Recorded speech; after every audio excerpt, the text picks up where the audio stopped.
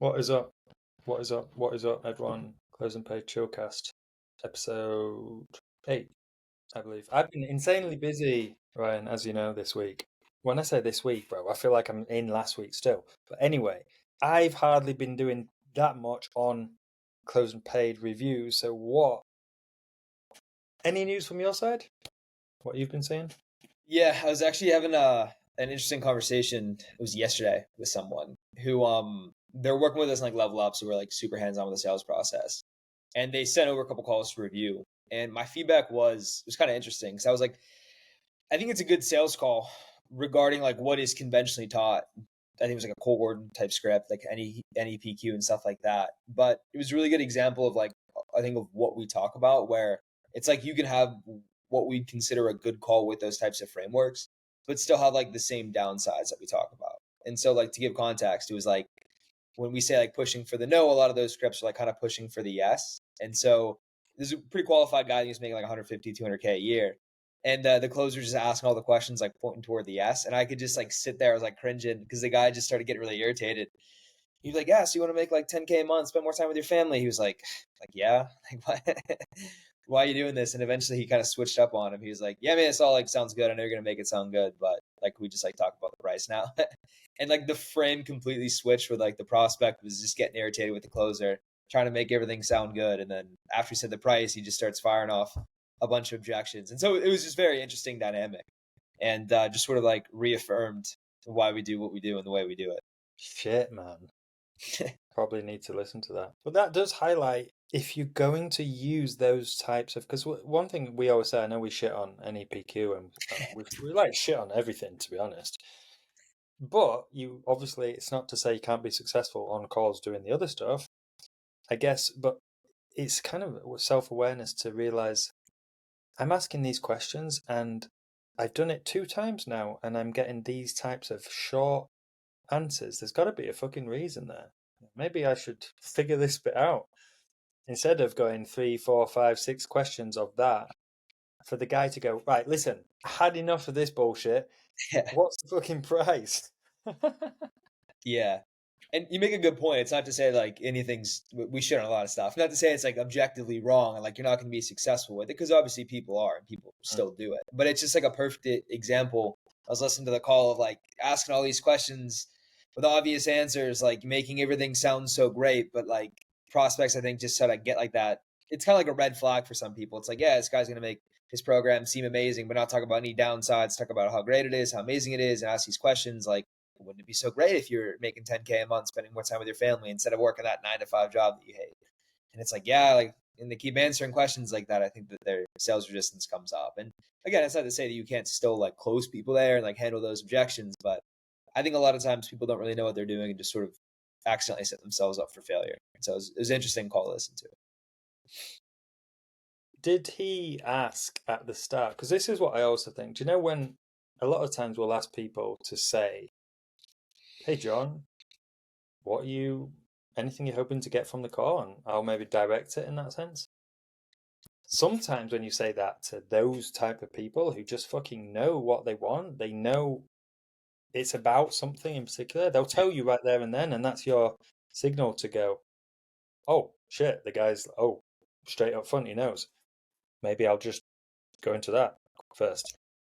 Yeah, it's interesting you say that because like the way and we had a call structure podcast as well. Like the way in which we always say to start it off is just sort of like kind of address the elephant in the room. Like you don't know anything about this person, so it's like, hey, just kind of kick things off. Give me a high level overview on yourself. And so the closer just asked like the standard. It was like, what motivated you to hop on this call today? I think I didn't answer that, but he just gave a high level overview of himself, like introduced himself. Like, all right, I have this job. This is my situation. This is my problem. This is why I'm interested in you, right? And it's just kind of funny because like that's how like higher level people, and he's making like 150, 200K a year, like a standard 9 to 5 job. But like in terms of like high level of like the guy's not completely broke. He knows what he wants. He knows his problems. And he's here to talk about it. And then the direction I think a lot of people take in the sales call is just kind of reading through the script, which is just a lot of bullshit, a lot of just like Fugazi selling tactics and stuff like that. It just doesn't really work on those types of people because they'll just kind of have their own agenda regardless of what you're saying. Yeah, but I don't understand then when you hear that type of answer. I just get so much my brain when I hear someone answer.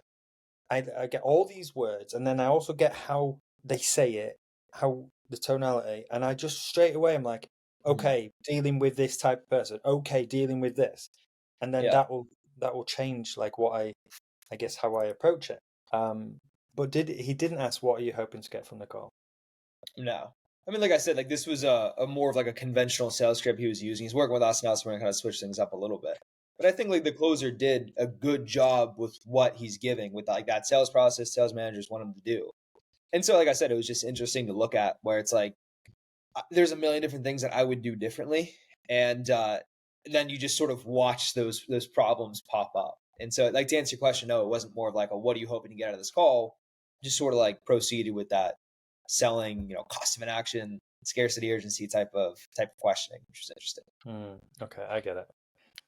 I just think as well, though, I'll listen to this and maybe then I'll expand on this shit. But I also think, what type of questions could you ask of someone early on in the call to determine direction and whether what your script, that script is going to be effective or be a good thing? The last thing you want to do is be talking to someone for God knows how long, pissing them off the whole time.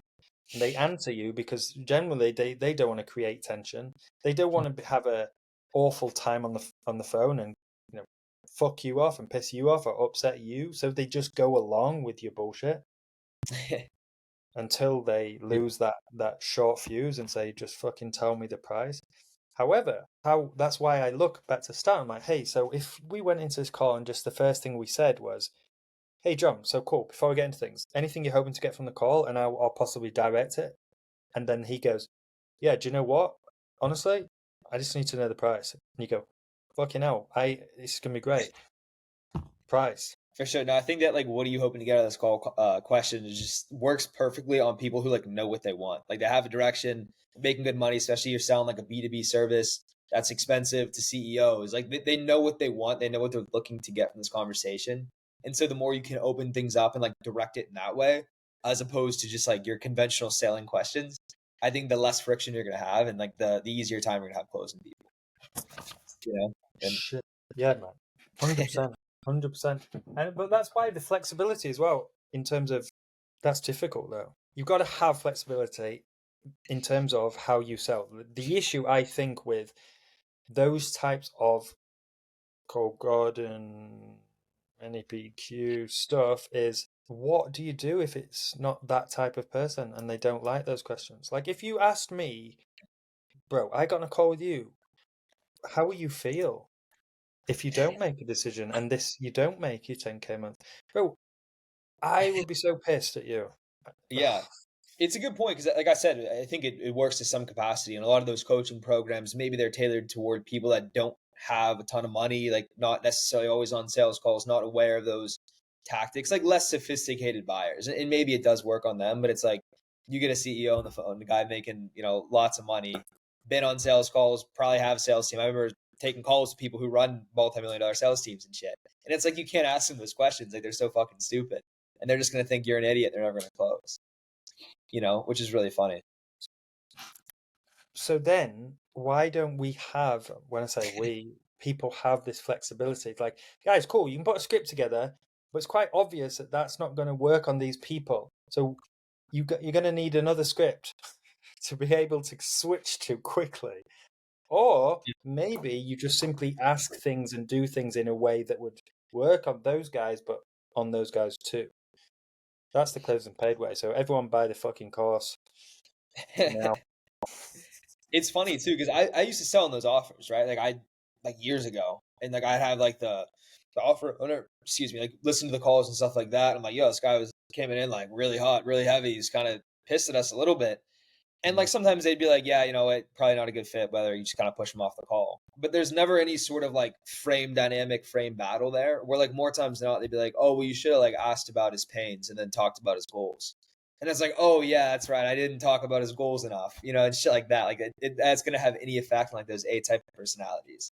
And so I think there's just like a huge misconception of like how to handle that. And it's not necessarily to say that people are gonna come in being like super egotistical and like pushing you around. But a lot of it is like those minor occurrences, like the way in which they answer questions when like they're visibly getting upset, but like, oh fuck, this guy's getting pissed at me. He's answering with one word, but I have 4 more cost of inaction questions to ask. And so you gotta persevere through it.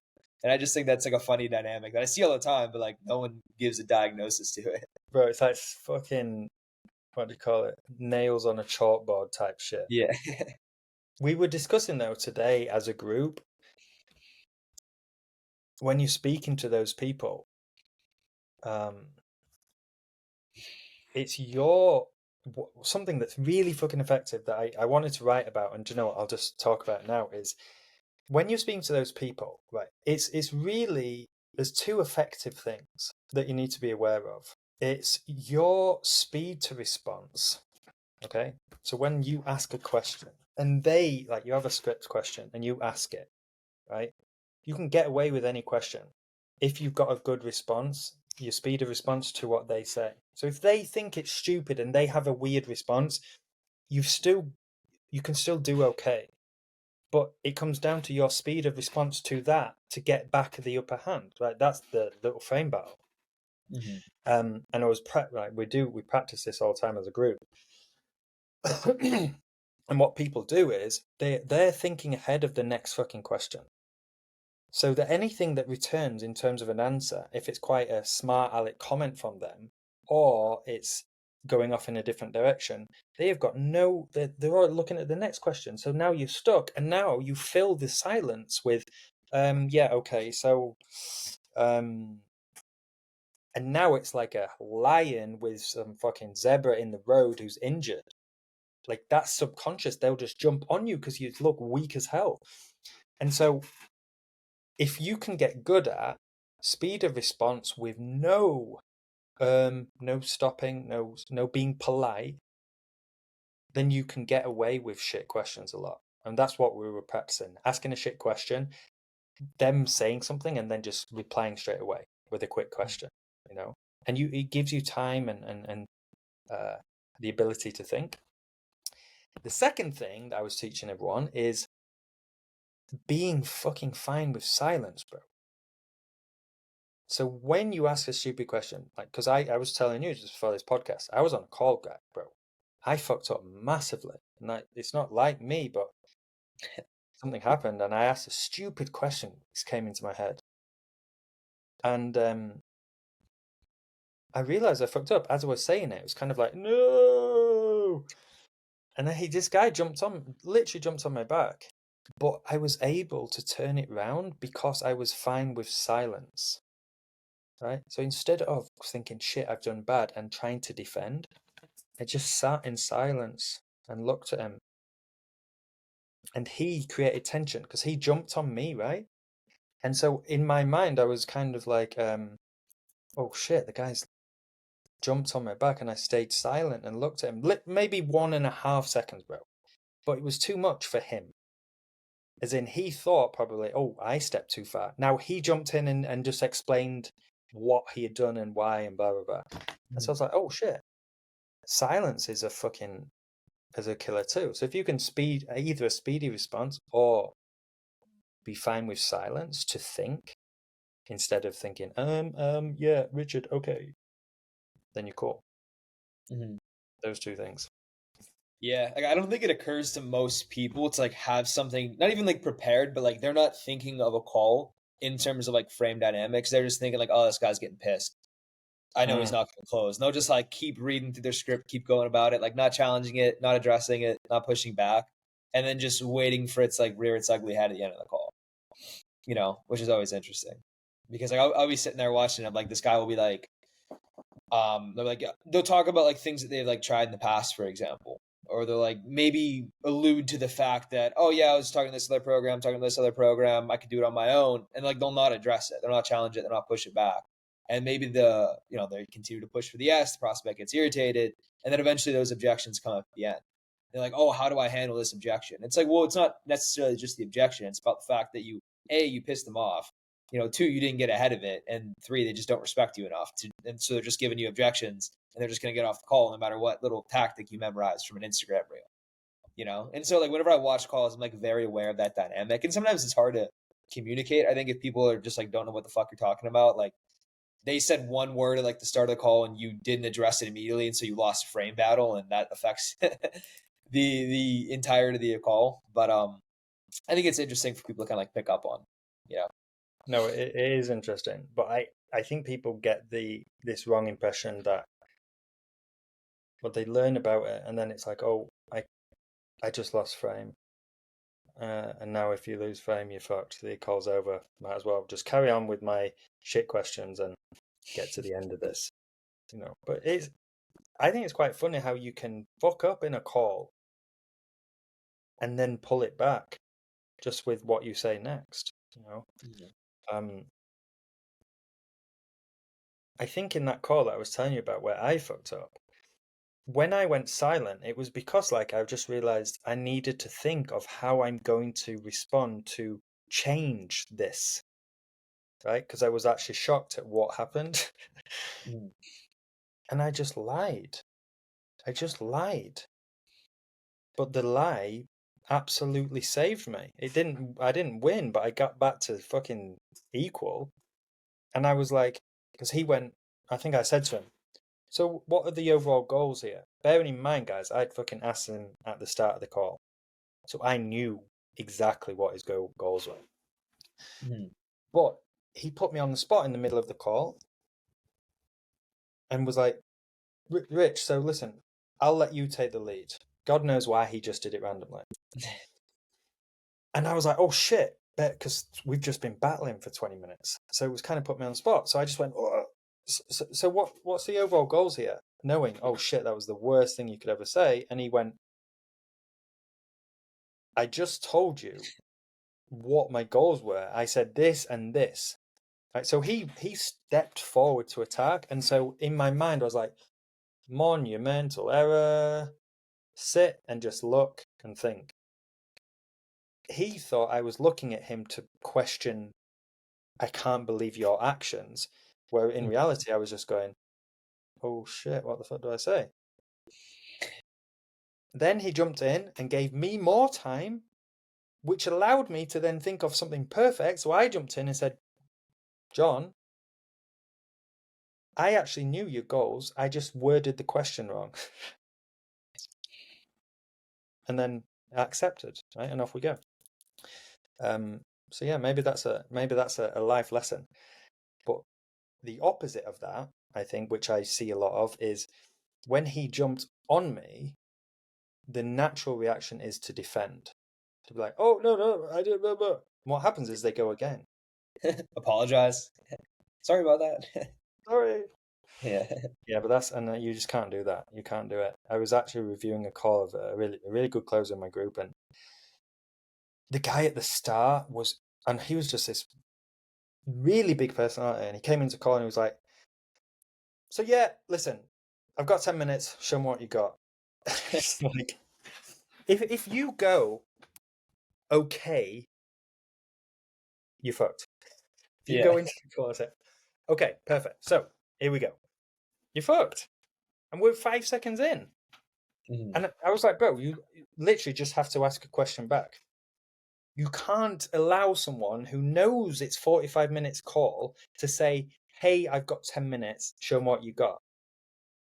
Not allowed.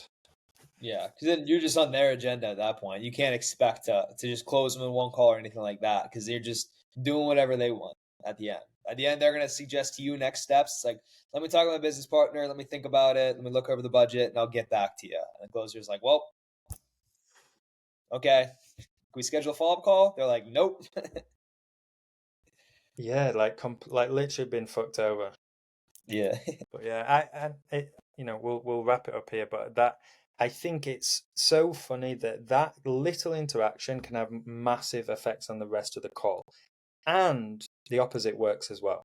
So if you're able to respond, speed to response with no or whatever, no spluttering, and you go, what do you mean 10 minutes? Is that a joke? Like, automatically massively up, like tremendously up on the deal. But yeah, let's leave it there. Episode fucking 8 done and I think dusted. it's 9. Yeah. Episode 9. Thank you.